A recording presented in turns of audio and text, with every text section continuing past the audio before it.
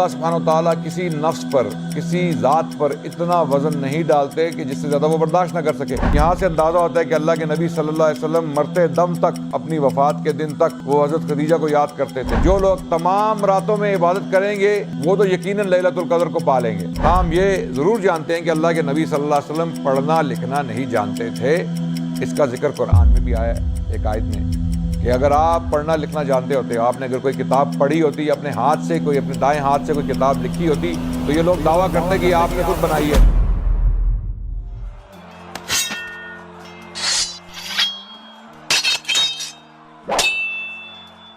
بسم اللہ الرحمن الرحیم، الحمد للہ رب العالمین، والصلاة والسلام علی خاتم الانبیاء وسید المرسلین، اما بعد، اعوذ باللہ السمیع العلیم من الشیطان الرجیم، بسم اللہ الرحمن الرحیم، وما ارسلناک الا رحمۃ للعالمین، وقال رسول اللہ صلی اللہ علیہ وسلم لا یؤمن احدکم حتی اکون احب الیہ من والدہ وولدہ والناس اجمعین۔ آپ کی خدمت میں اس سلسلے کی ایک اور کڑی پیش کرنے جا رہا ہوں، سلسلہ تاریخ اسلام جو ہم نے شروع کیا ہے، اور الحمدللہ ہم اللہ کے نبی صلی اللہ علیہ وسلم کے بارے میں گفتگو کر رہے ہیں، اور ان اقساط میں انشاءاللہ ہم ان کی سیرت کے کچھ پہلو آپ کے سامنے پیش کریں گے، جو مین واقعات ہیں، بڑے بڑے واقعات۔ کوشش کریں گے کہ ان میں سے کوئی ایسا واقعہ نہ ہو جس کو ہم ٹچ نہ کریں یا جس کے بارے میں تفصیل پیش نہ کریں، اور اس کے بعد انشاءاللہ ہم بعد میں آنے والے جو ادوار ہیں یا جو شخصیات ہیں ان کے بارے میں گفتگو کریں گے، اور یہ تاریخ اسلام کا سلسلہ جو ہے انشاءاللہ جاری رہے گا۔ امید ہے کہ ہمارے لوگ، یہ امت، اردو سپیکنگ لوگ جو ہندوستان میں ہیں، پاکستان میں ہیں، بنگلہ دیش میں ہیں یا مڈل ایسٹ میں ہیں، وہ اس سلسلے سے فائدہ اٹھائیں گے، اور ان کا اسلامی تشخص جو ہے وہ مضبوط ہوگا، ان کی اسلام کے ساتھ اٹیچمنٹ اور محبت بڑھے گی، کیونکہ وہ اسلام کے بارے میں کچھ جاننا شروع ہو جائیں گے۔ کچھ ایسی شخصیات ہیں ہماری تاریخ میں جن کو بہت اگنور کیا گیا، نگلیکٹ کیا گیا، ان کے بارے میں آگاہ کریں گے اپنے جوان طبقے کو، یوتھ کو، تاکہ وہ ان سے انسپریشن لے سکیں اور ان کے بارے میں مزید پڑھ سکیں۔ سب سے پہلے، سب سے افضل، سب سے بڑی ذات اللہ کے نبی صلی اللہ علیہ وسلم، تو اسی لیے ہم نے اللہ کے نبی صلی اللہ علیہ وسلم کی سیرت سے یہ سلسلہ شروع کیا، تاکہ ہمیں یہ پتہ چل جائے کہ بعد میں آنے والی شخصیات جو بہت عظیم شخصیات تھیں، ان کا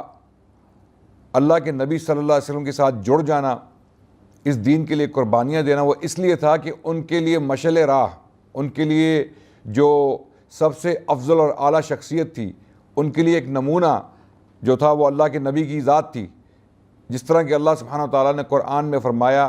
اعوذ باللہ من الشیطان الرجیم، بسم اللہ الرحمن الرحیم، لقد کان لکم فی رسول اللہ اسوۃ حسنہ،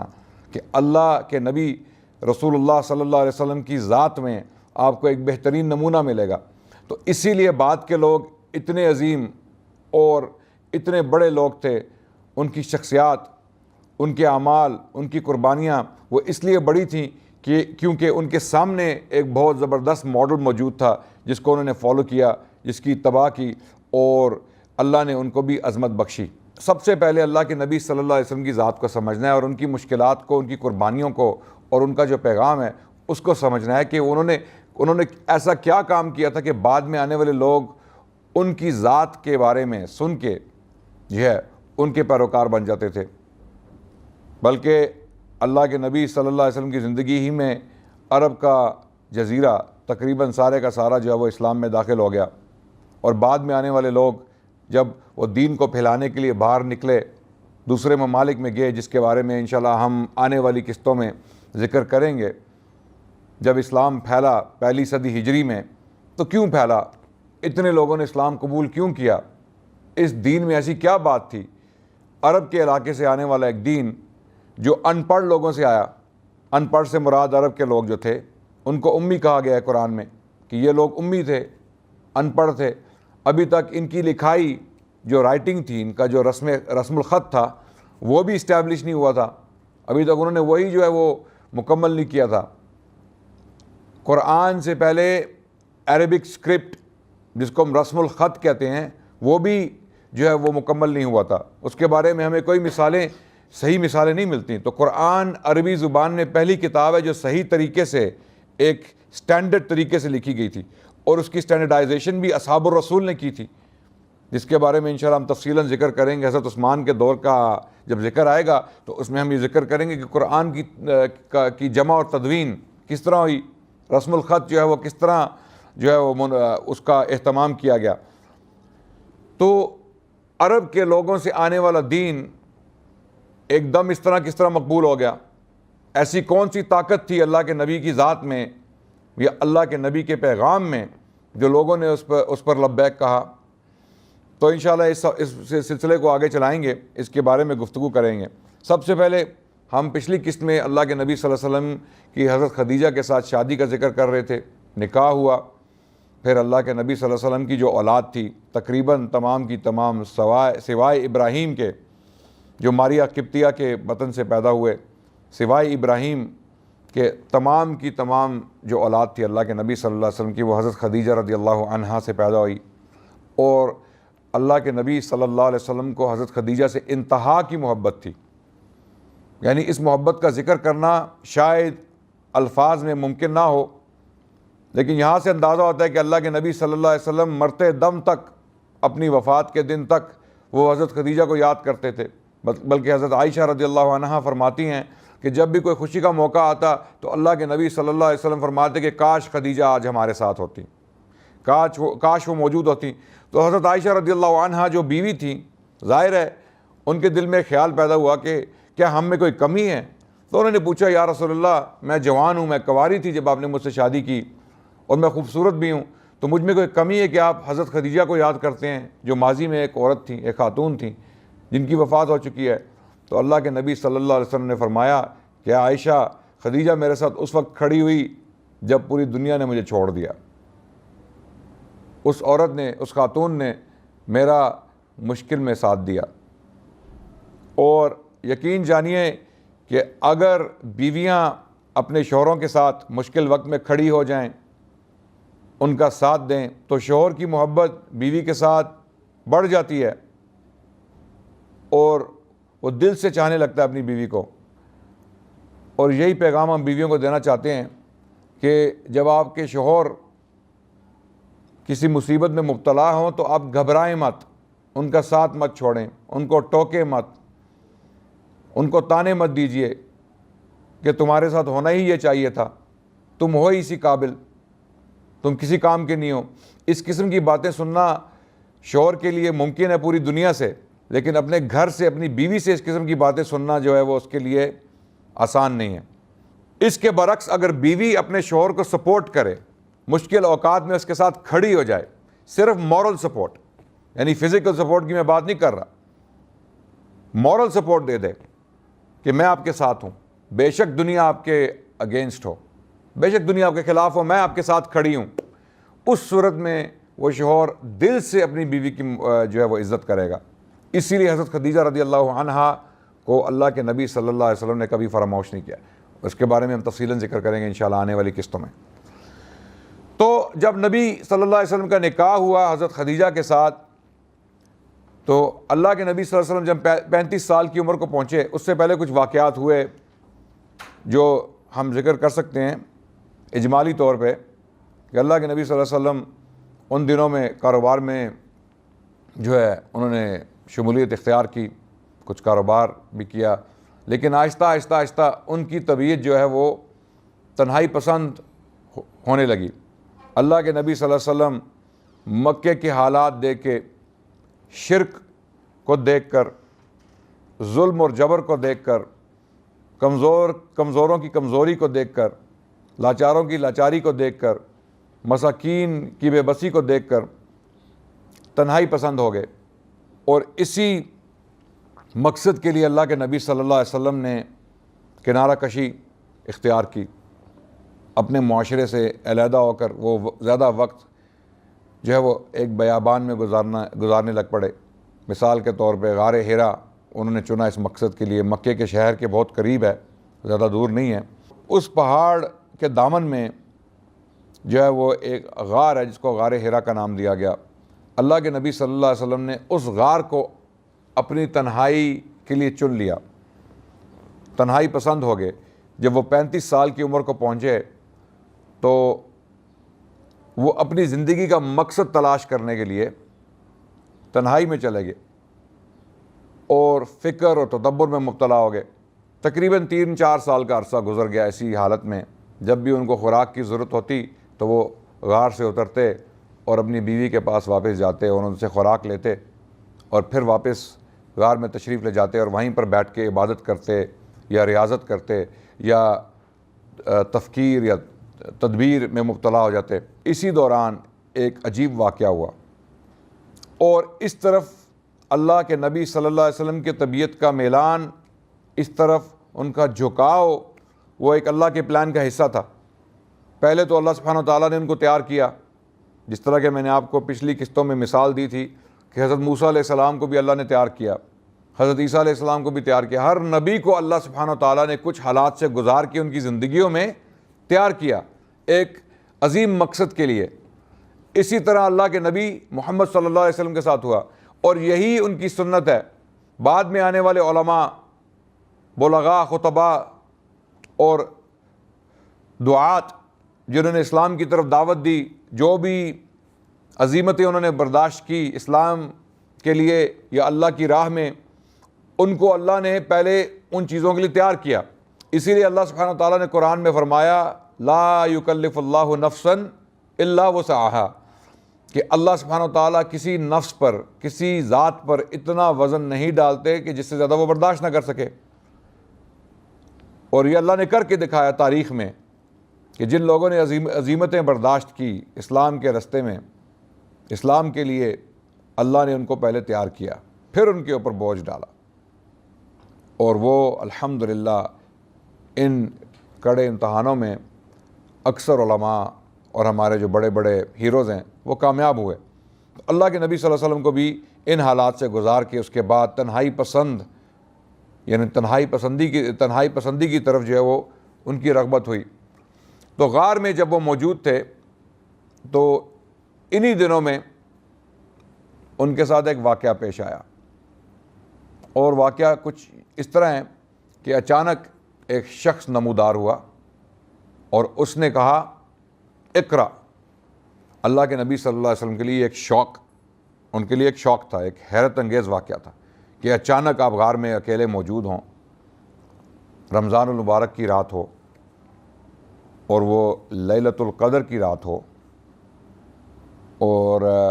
ابھی قرآن کا نزول شروع بھی نہیں ہوا، اللہ کے نبی صلی اللہ علیہ وسلم کو قرآن ابھی تک نہیں دیا گیا، اور اچانک یہ واقعہ ہو جائے، ان کے سامنے ایک شخص نمودار ہو اور وہ کہے اقرا۔ تو یہ ایک انتہائی ہیبت ناک واقعہ تھا۔ اللہ کے نبی فطری طور پہ جو ہے وہ خوف زدہ ہو گئے، اور پھر انہوں نے جواب دیا ما انا بقارئ، یعنی فرشتے نے کہا، یہ فرشتہ جبرائیل تھا جو اس صورت میں ظاہر ہوا اللہ کے نبی صلی اللہ علیہ وسلم کے سامنے، انسانی صورت میں، انسانی صورت اختیار کر کے وہ اللہ کے نبی کے سامنے ظاہر ہوا، اور پھر اس نے 3 دفعہ یہی کہا اقرا، پڑھو،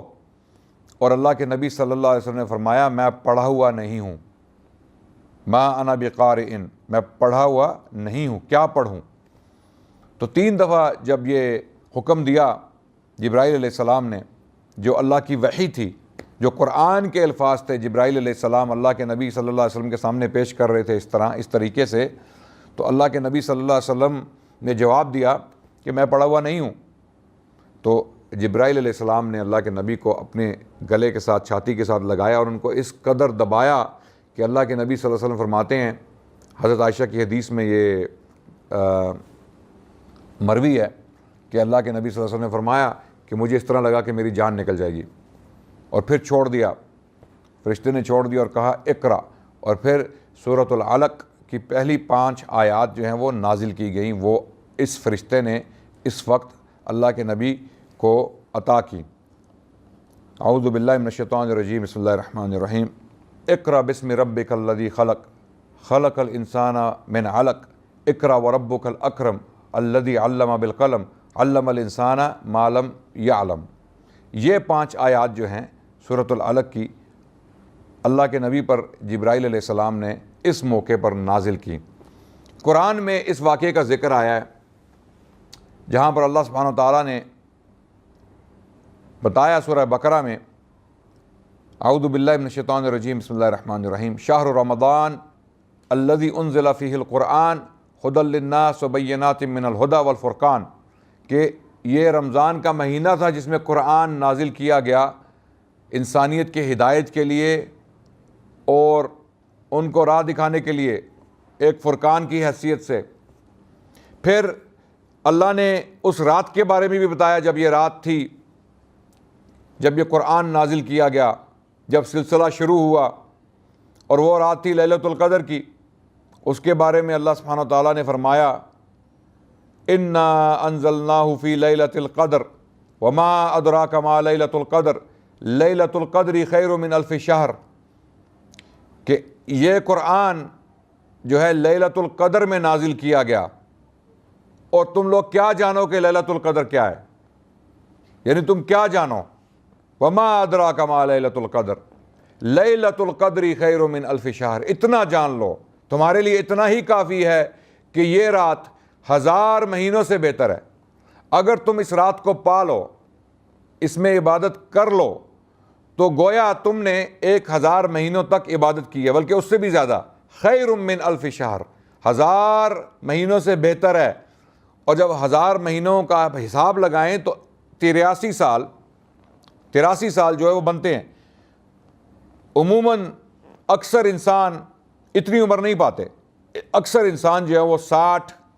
کے عشرے میں جو ہے وہ اس دنیا سے رخصت ہو جاتے ہیں۔ تو 83 سال کی عمر پانا اکثر لوگوں کے لیے محال ہے۔ اور اگر یہ بات ہے تو اللہ سبحانہ وتعالیٰ میں یہ بتا رہے ہیں قرآن میں کہ ایک رات ہے رمضان المبارک میں جس میں قرآن کو نازل کیا گیا، اور علماء کی تحقیق سے یہ پتہ چلتا ہے کہ گویا یہ 21ویں رات تھی۔ شیخ صفی الرحمن مبارک پوری اپنی کتاب الرحیق المختوم میں اسی نتیجے پہ پہنچتے ہیں کہ 21ویں رات تھی رمضان المبارک کی جب قرآن کا نزول شروع ہوا۔ اب اس سے ہم یہ نتیجہ اخذ نہیں کر سکتے کہ 21ویں رات ہی جو ہے وہ لیلۃ القدر کی رات ہے، دوسری راتیں نہیں ہو سکتی۔ اللہ نے لیلۃ القدر کی جو لیلۃ القدر کا رمضان کے مہینے کی کس رات میں آئے گی آخری عشرے میں، یہ نالج، یہ علم اللہ نے ہم سے چھپایا۔ کیوں؟ تاکہ ہم اور محنت کریں اور عبادت کریں، رمضان کے آخری عشرے میں تو ضرور کریں۔ اگر اللہ سبحانہ وتعالیٰ اللہ کے نبی کے ذریعے ہمیں بتا دیتے کہ لیلۃ القدر کی رات ایک رات ہے، مثال کے طور پہ جس طرح امت نے یہ قیاس کیا ہوا ہے کہ 27ویں کی رات جو ہے وہ لیلۃ القدر کی رات ہے، اگر ہم سب لوگ یہ جان جاتے تو ہم پھر باقی رمضان کے مہینے کو نظر انداز کرتے۔ ہم کہتے ایک رات آ رہی ہے 27ویں کی، اسی میں رو دھو کے اپنے گناہ جو اللہ سے بخشوا لیں گے، کیونکہ اللہ کے نبی صلی اللہ علیہ وسلم نے فرما دیا ہے من قام لیلۃ القدر ایمانا واحتسابا غفر له ما تقدم من ذنبہ، کہ جس نے لیلۃ القدر کی رات میں قیام کیا، اللہ سبحانہ تعالیٰ نے گویا اس کے گناہ بخش دیے۔ ہم گناہ صغیرہ کی بات کر رہے ہیں، کبائر کی بات نہیں کر رہے۔ کبائر کے لیے توبہ کرنا لازمی ہے۔ تو اگر ہمیں یہ بتا دیا جاتا کہ 27ویں کی رات یقیناً لیلۃ القدر ہے، اور ہمیں اللہ کے نبی صلی اللہ علیہ وسلم سے کوئی ایسی حدیث نہیں ملتی، صحیح حدیث نہیں ملتی جس میں اللہ کے نبی صلی اللہ علیہ وسلم نے یہ فرمایا ہو، تو لیلۃ القدر کا علم ہم سے چھپایا گیا، اس لیے کہ ہم اور محنت کریں اور اللہ کی عبادت اور کریں، کیونکہ رمضان کے مہینے میں خصوصاً اللہ کو عبادت بہت پسند ہے۔ اسی لیے اللہ کے نبی صلی اللہ علیہ وسلم نے رمضان کی راتوں میں نوافل پڑھے، اور رمضان کے مہینے میں جو ہے ایکسٹرا عبادت کی۔ تو ہمیں انکریج کرنے کے لیے ہم سے یہ علم جو ہے وہ چھپایا گیا، تاکہ ہم کم سے کم آخری عشرے میں تو صحیح طریقے سے عبادت کریں، زیادہ سے زیادہ کریں۔ اور جو لوگ تمام راتوں میں عبادت کریں گے وہ تو یقیناً لیلۃ القدر کو پا لیں گے، اور اگر آپ نے لیلۃ القدر کو پا لیا تو گویا آپ نے 83 سال 1000 مہینوں سے زیادہ عبادت کی ہے۔ تو اسی رات میں اللہ سبحانہ وتعالیٰ میں بتاتے ہیں قرآن پاک میں کہ قرآن نازل ہوا، اور کچھ علماء کا خیال ہے کہ یہ 21ویں رات تھی، یہ ان کا خیال ہے، ان کا ایک موقف ہے جس سے اختلاف بھی کیا جا سکتا ہے، لیکن ان کا خیال ہے کہ 21ویں رات تھی گویا جب یہ قرآن کا نزول شروع ہوا اور یہ واقعہ غار حرا میں ہوا۔ اب اس واقعے کی طرف اشارہ جو ہے وہ عہد قدیم میں بھی ہے، جو یہودیوں کی کتابوں میں سے ہے۔ میں نے کچھ پیشن گوئیاں جو ہیں وہ آپ کے سامنے پہلی قسط میں پیش کی تھیں، جہاں پر اللہ کے نبی صلی اللہ علیہ وسلم کا ذکر ہے پرانے صحیفوں میں۔ عہد قدیم اور عہد جدید دونوں کے مجموعے کو کتاب مقدس کہا جاتا ہے مسیحیوں کے ہاں۔ یہودی جو ہیں وہ عہد قدیم کو ہی مانتے ہیں اپنی مقدس کتاب کی حیثیت سے، لیکن مسیحی جو ہیں وہ عہد جدید کو بھی شامل کر کے مجموعے کو کتاب مقدس کہتے ہیں، جس کو بائبل کہتے ہیں۔ کتاب اشعیا جو ہے، اشعیا یا آئزایا کے نام سے جو کتاب ہے عہد قدیم میں یہودیوں کی کتابوں میں، وہاں پر اس واقعے کی طرف جو ہے وہ اشارہ ہے کچھ الفاظ میں۔ ایک پیشن گوئی ہے فیوچر کے لیے، مستقبل کے لیے، اور یہ پیشن گوئی یا یہ اشارہ آپ کو ملے گا دا بک آف آئزایا 29 چیپٹر 29 ورس 12۔ اشعیا کی کتاب باب 29 آیت نمبر 13 یا آیت نمبر 12 اور 13، یہاں پر آپ کو یہ واقعہ غار حرا میں جو ہوا اس کی طرف اشارہ ملے گا۔ اور آیت کے الفاظ کیا ہیں کہ جب کتاب ایک امی کو دی جائے گی، when the book is given to the one who is not learned and it is said to him read، جب کتاب ایک امی کو دی جائے گی اور اس سے کہا جائے گا کہ پڑھو، اور وہ کہے گا I am not learned، I cannot read، میں پڑھ نہیں سکتا، ما انا بقارئ۔ یہ الفاظ حرف بحرف بائبل میں اشعیا کی کتاب میں باب نمبر 29 میں آیت نمبر 12 میں اور 13 میں موجود ہیں یہ الفاظ۔ اسی طرح پوری دنیا کی تاریخ آپ اٹھا لیں تو یہ کب ہوا تھا؟ اس واقعے کی جو تکمیل ہے یا اس واقعے کا جو ہونا ہے وہ اللہ کے نبی صلی اللہ علیہ وسلم کی ذات میں ان کے ساتھ جو واقعہ غار حرا میں ہوا اسی میں آپ کو ملے گا۔ اس کی مثال پوری دنیا کی تاریخ میں آپ کو کہیں نہیں ملے گی کہ جب ایک شخص آیا اللہ کے نبی صلی اللہ علیہ وسلم کے پاس غار حرا میں اور اس نے کہا اقرا، ریڈ۔ اور مزے کی بات یہ کہ آپ ہیبرو زبان میں، عبرانی زبان میں جب آپ اشعیا کی کتاب پڑھیں گے جو قدیم ترین زبان ہے جس میں کتاب مقدس یا عہد قدیم جو یہودیوں کے صحیفے ہیں جس زبان میں پائے جاتے ہیں، تو وہاں بھی لفظ اقرا ہی ہے۔ عبرانی زبان، عربی زبان اور سریانی زبان، ایرامائک زبان، یہ تین زبانیں جو ہیں یہ ان کو سسٹر لینگویجز کہا جاتا ہے۔ ان زبانوں میں آپس میں بہت زیادہ مماثلت ہے۔ آپ جب الفاظ بھی سنیں گے تو آپ کو ایسے لگے گا کہ یہ ایک ہی زبان بولی جا رہی ہے یا ایک ہی زبان کے ڈفرنٹ ڈائلیکٹس بولے جا رہے ہیں۔ تو جس طرح سرائکی اور پنجابی ملتی ہے، کافی مماثلت ہے۔ جو پنجابی زبان جانتے ہیں ان کو کچھ سرائکی بھی سمجھ آتی ہے، اور جو سرائکی جانتے ہیں ان کو تو پنجابی ساری سمجھ آتی ہے۔ تو اسی طرح آپ ایک مثال کے طور پہ سمجھ لیں کہ عبرانی زبان اور عربی زبان اور ایرامائک زبان جو ہے یہ تینوں ملتی جلتی زبانیں ہیں۔ تو عبرانی زبان میں جو الفاظ ہیں وہاں بھی اقرا کا لفظ ہے کہ جب یہ شخص بولے گا اقرا، اس شخص سے کہے گا جو خود امی ہے۔ ہم اللہ کے نبی صلی اللہ علیہ وسلم کو ان پڑھ نہیں کہتے،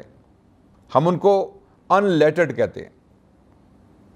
یعنی ہم ان کو یہ نہیں کہتے کہ وہ کم علم تھے، نعوذ باللہ ثم نعوذ باللہ، ہم ان کے بارے میں ایسے الفاظ جو ہے وہ نہیں کہہ سکتے۔ امی سے مراد یہ ہے کہ وہ کسی اسکول، کالج یا مدرسے میں نہیں گئے تھے، پڑھنا اور لکھنا نہیں جانتے تھے، لیکن علم تھا۔ اللہ نے جو ان کے اوپر انسپریشن کی نبوت سے پہلے، جس طرح اللہ نے ان کی شخصیت سازی کی اور جو انفارمیشن اللہ نے ان کے اوپر الہام کی اس کو ہم علم کی حیثیت سے جانیں گے۔ ہم اللہ کے نبی صلی اللہ علیہ وسلم کو کم علم یا بے علم نہیں کہہ سکتے. ہاں ہم یہ ضرور جانتے ہیں کہ اللہ کے نبی صلی اللہ علیہ وسلم پڑھنا لکھنا نہیں جانتے تھے. اس کا ذکر قرآن میں بھی آیا ہے ایک آیت میں کہ اگر آپ پڑھنا لکھنا جانتے ہوتے, آپ نے اگر کوئی کتاب پڑھی ہوتی, اپنے ہاتھ سے کوئی, اپنے دائیں ہاتھ سے کوئی کتاب لکھی ہوتی, تو یہ لوگ دعویٰ کرتے کہ یہ آپ نے خود بنائی ہے, قرآن کو آپ نے خود لکھا ہے, آپ نے خود بنایا ہے. تو امی کا مطلب یہ ہوا کہ وہ پڑھنا لکھنا نہیں جانتے تھے. اس واقعے کی تفصیل انشاءاللہ میں اگلی قسط میں انشاءاللہ بیان کروں گا. تب تک کے لیے آپ سے اجازت چاہتا ہوں, دعاؤں کی درخواست ہے. السلام علیکم ورحمۃ اللہ وبرکاتہ, والحمد للہ رب العالمین.